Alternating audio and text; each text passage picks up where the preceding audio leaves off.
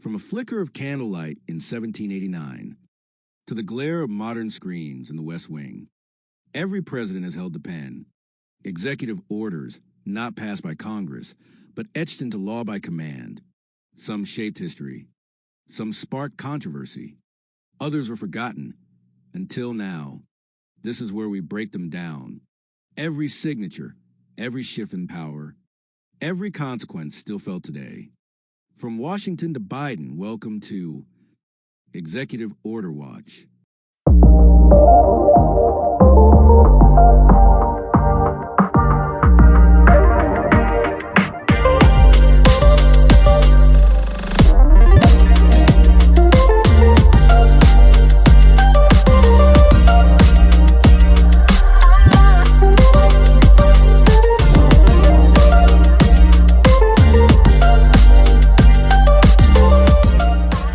Democracy, we live for it. For democracy, we fight for it. For democracy, we've died for it. And for democracy, we watch it.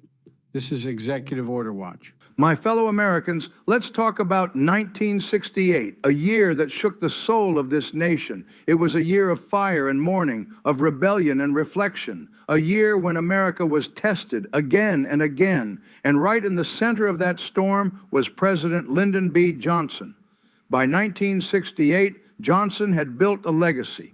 Medicare, the Civil Rights Act, the Voting Rights Act, the war on poverty, and a sweeping vision of a great society. But that legacy now stood in the shadow of war and unrest. At home, our cities were boiling. On April 4th, Dr. Martin Luther King Jr. was assassinated. The shock of that moment tore through every corner of America. Riots erupted in more than 100 cities. Grief gave way to rage. The soul of the nation trembled. Just 2 months later, Robert F. Kennedy, a voice of hope and unity, was gunned down in Los Angeles. Another light gone.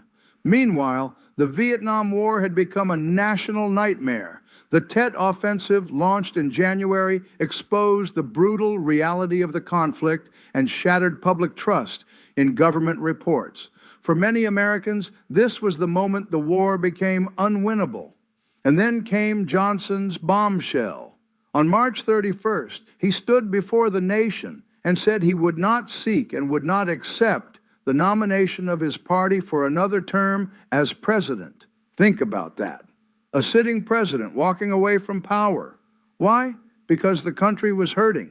Because he knew his presence on the ticket might divide the nation further.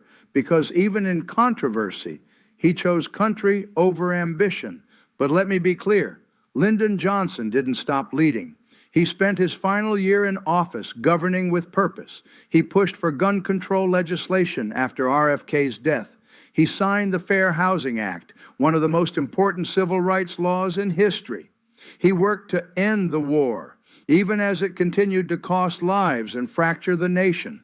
Johnson's presidency in 1968 wasn't about comfort. It was about confrontation, confronting hard truths, confronting broken systems, confronting what kind of country we really wanted to be. He had critics, he made mistakes, but he never stopped trying to use the power of government to bring progress, however incomplete.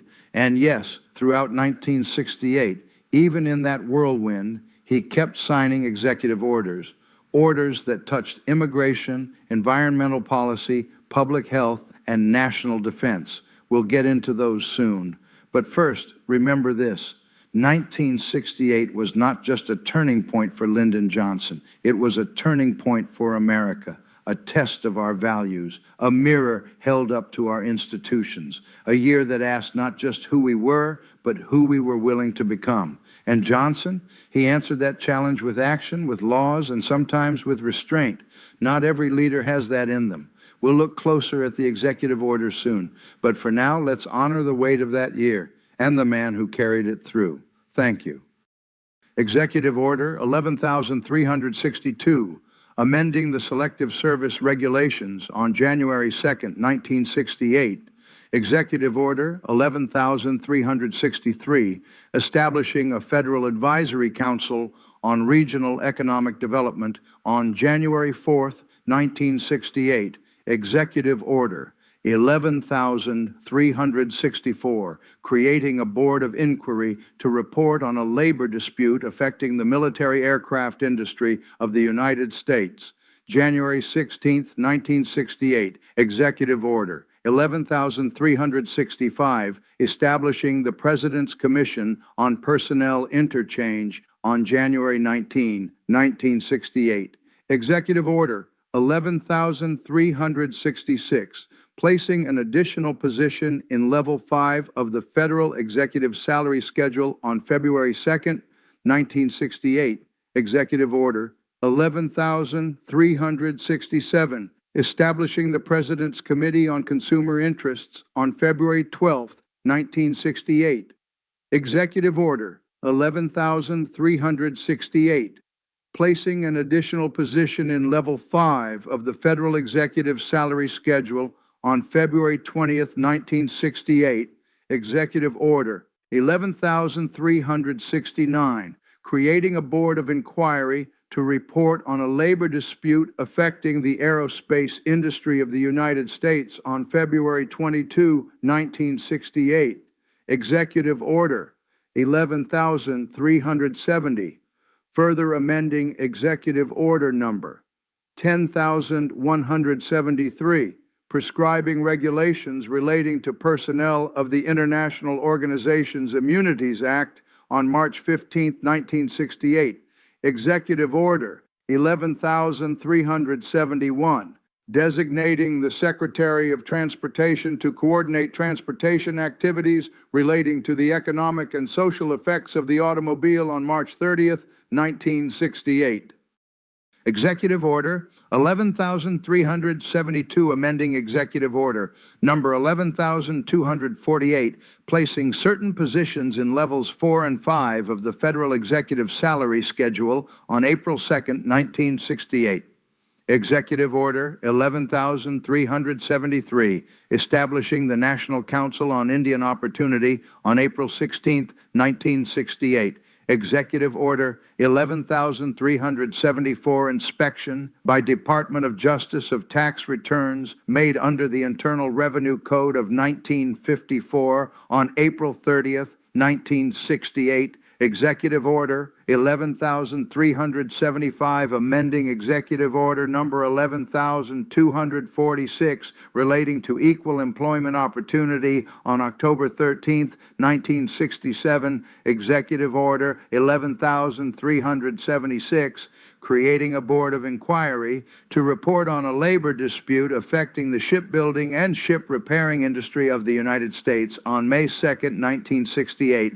Executive Order 11,377, creating a board of inquiry to report on a labor dispute affecting the maritime industry of the United States on May 2, 1968. Executive Order 11,378, amending Executive Order Number 11,319, providing for the establishment of a National Advisory Council on Selective Service on May 7, 1968. Executive Order 11,379, further amending Executive Order Number 10,168, authorizing the Office of Emergency Planning to exercise certain functions of the President under the Defense Production Act of 1950 on May 14, 1968. Executive Order 11,380, administration of the Export Administration Act of 1962 on May 22, 1968.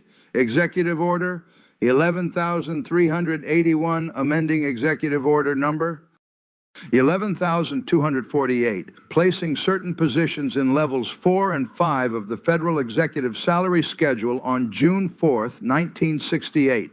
Executive Order 11,382, modifying Executive Order Number 10,422, providing for the administration of foreign aid functions on June 6, 1968. Executive Order 11,383, creating a board of inquiry to report on a labor dispute affecting the maritime industry of the United States on June 7, 1968.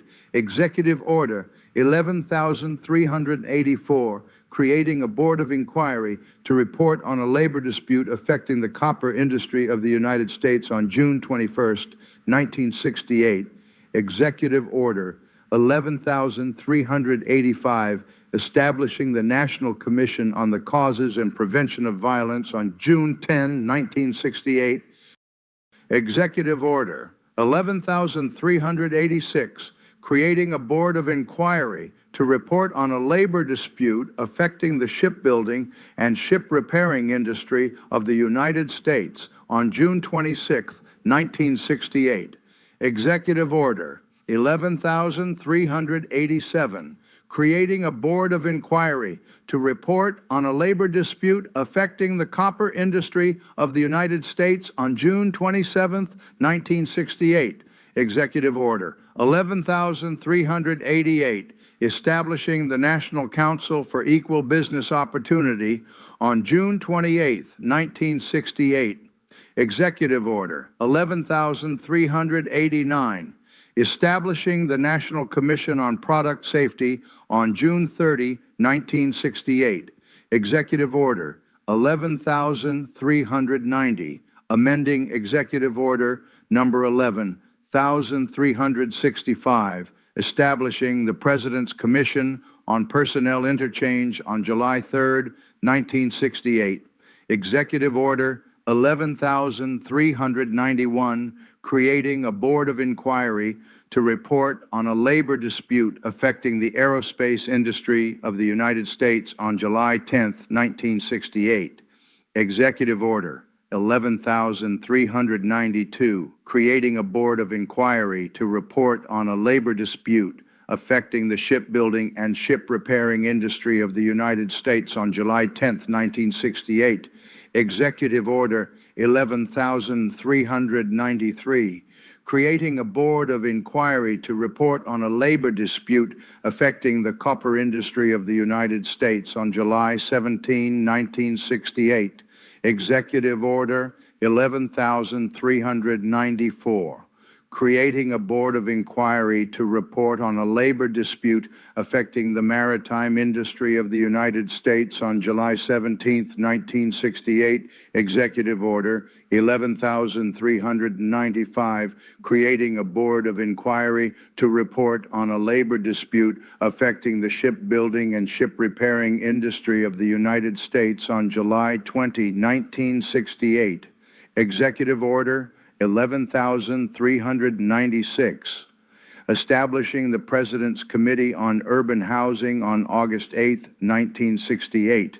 Executive Order 11,397, creating a board of inquiry to report on a labor dispute affecting the shipbuilding and ship repairing industry of the United States on August 16, 1968. Executive Order 11,398, designating the Secretary of Transportation to coordinate transportation programs and activities of the federal government on August 23, 1968.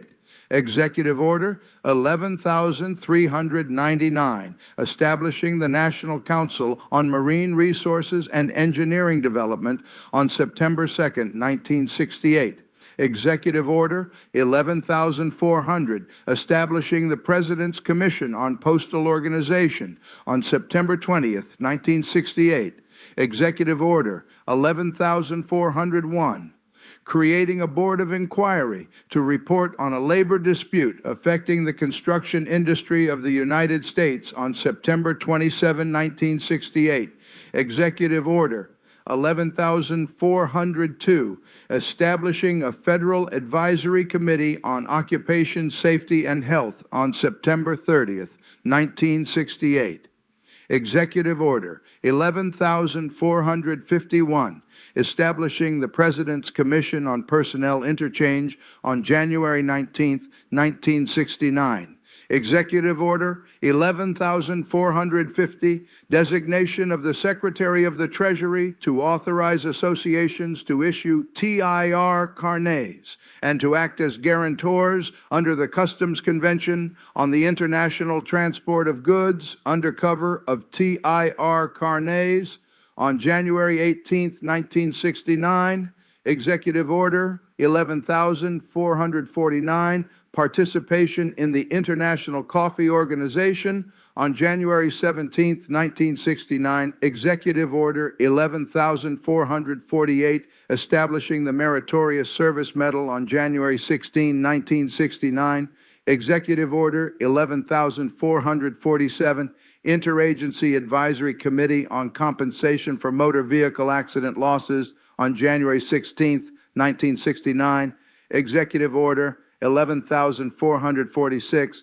authorizing the acceptance of service medals and ribbons from multilateral organizations other than the United Nations. On January 16, 1969, Executive Order 11,445, creating an emergency board to investigate disputes between the carriers represented by the National Railway Labor Conference and certain of their employees. On January 13, 1969, Executive Order 11,444, creating an emergency board to investigate disputes between the carriers represented by the National Railway Labor Conference and certain of their employees. On January 13, 1969, Executive Order 11,443, creating an emergency board to investigate disputes between the carriers represented by the National Railway Labor Conference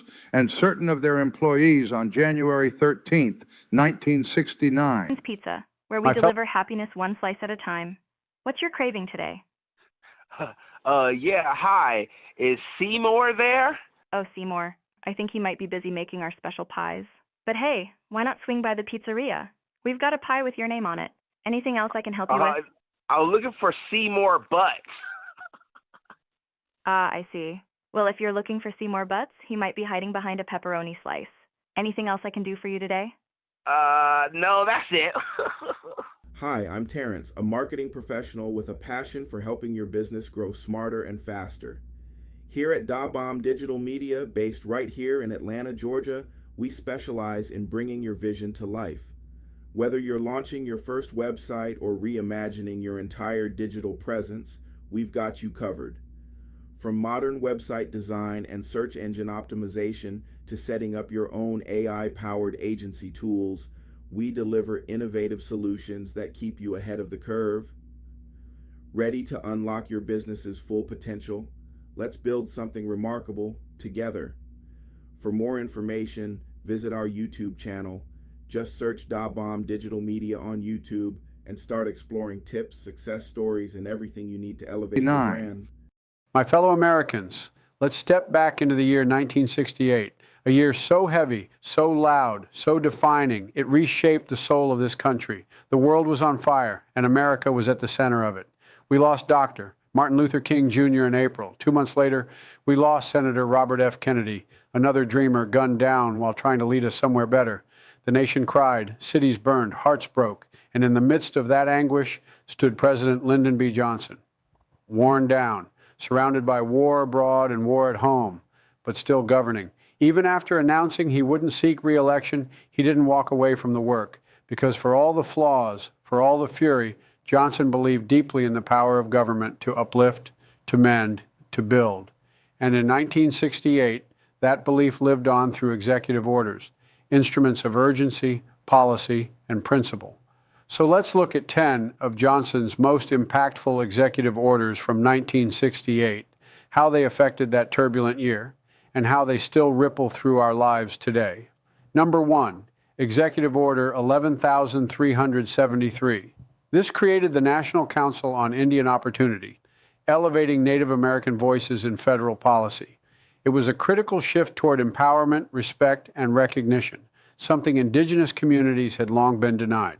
Number 2, Executive Order 11,375, amended EO 11,246 to explicitly prohibit sex discrimination in federal employment.